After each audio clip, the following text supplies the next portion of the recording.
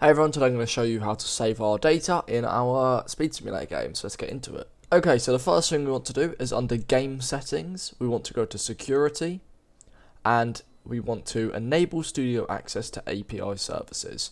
Turn that on, and we're going to hit save. This will allow us to test our data store within Roblox Studio and not having to open the whole game itself just to test this. Next, under server script service, we want to add in a new script, which I'm going to rename to DataStore. Okay, so to start, we're going to need to create a new DataStore object, which will be basically we'll have to get the DataStore service and then get a data store within that service. So we'll say local ds for DataStore equals game : get service, and now the service we want to get is the DataStore service. So this is where we can manage our data from the DataStore service. We then need to get data store, which is and then in here we're going to have name of store. So this is the name of our data store. So I'm just going to call this tutorial. If -0, whenever you rename this, so let's say we have some data saved under tutorial 0. If we then put tutorial 1, every player's data will be wiped, and you'll be able to go back to the original data by going back to the original name. So that's why I like to have little numbers on the end here in case I'm ever changing data. Next, we need to create another player added function, which if we go to our leader stats, it will be exactly like this. So game.players.playerAdded :connect function, and of course we want to pass in the player, or PLR for short. Now in this player added function, what we need to do is create a player key. We need to get our save values and retrieve our saved data.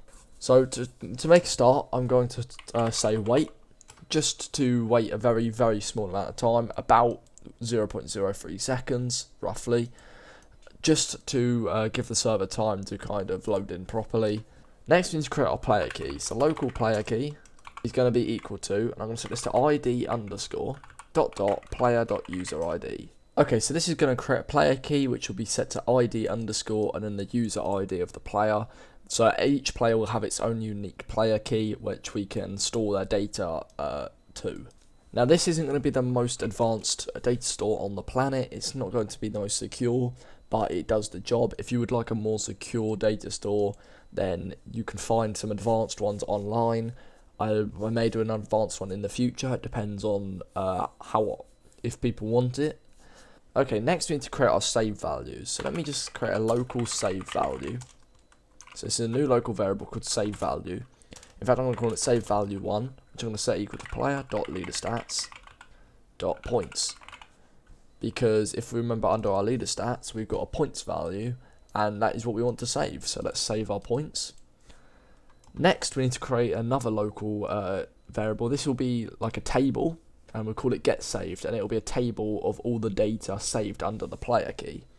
So we'll call local getSaved equals DataStore : getAsync player key, like that. So this will now get a table. So we need to check if getSaved. So if the table exists, if there is data, then we need to set our save value 1 to get saved 1, because we want to, whatever the first item in the table is, that will be our points value. So we want to set our value of points to the first data item that's being saved. So save value 1 dot value equals get saved square brackets 1, because we want to get the first item in the table. However, under this if statement, we also want to put an else. So else, now if the get saved table doesn't contain anything, we need to say local, and then we'll call this values to save is going to be equal to a table, and all this table is going to include for now is just going to be save value 1 dot value. Essentially, as we add more, we'll have more values in this table that we're going to save, and then we're going to save them all. So to save them, we'll say ds : getAsync player key comma values to save. Okay, that's it for our player added function. Next, we need to add a player removing function. So game.players.playerRemoving. So when the player leaves the game, we're going to call this function, well, just before they leave. And in here, we're going to set our save data. So ds : set async we're going to put in the ID underscore. It needs to be the exact same as the player key up here, so I'm just going to copy the value of the player key and paste it in. So ID underscore dot player dot user ID, comma, and we need to pass in another table of the values to save. So once again, I'm just going to create a table, so I'll call this save items equals and then a table, and in here we're going to need player.leaderstats. So what we've got here, this save value 1, I'm just going to copy that, player.leaderstats.points.value is what is going to be in our save items, and I'm going to make that local save items. So we've now got our points value in a table for save items, which we're then going to pass our save items table into our setAsync, and that should now work. There's one more thing I'm going to do, which is game::bind to close function. So to make this even more secure, something we didn't do in the other series, once in this game::bind to close function, what this means is if the server shuts down or anything like that, we're going to run some code as the server shuts down, in which case we want to kick every player in the game. Because when we kick them, it's going to call the player removing and save their data. So if the server gets shut down, every player's data will still get saved. So to do that, we need to say for I, v in pairs, because this is a for loop.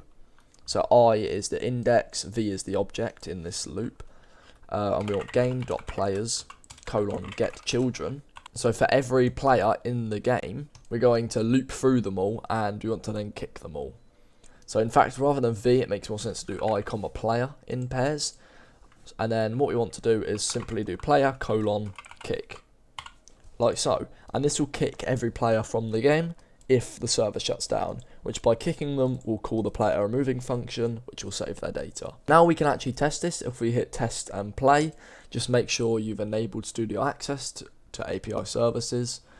So then when it loads up, you'll see we've got 0 points. We're going to walk around and gain some points. So as you see, we've got 30 points now, 31 points. I'm going to hit stop. And so it takes a bit longer to stop because we've got to save stuff. Now when we hit play, we should rejoin with 31 points if everything worked. So we rejoin, we have 31 points, and our speed is roughly the same. That's perfect.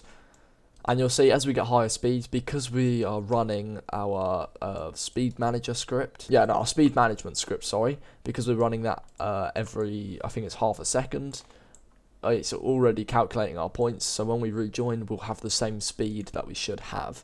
So let's try this again, now that we're a bit faster. Stop, hit play one more time, and we should have 70 points, I think it was, and we'll also be 70 speed, like so. And you can see that works. So that is it for today, everyone. In the next episode, I'm going to go over decorating the base plate a bit and making it look a bit nicer, just so we've kind of got some islands to jump about and in the ready for the future when we're going to have portals and things like that. So everyone, I'll see you in the next video. I hope you found this video helpful, and goodbye.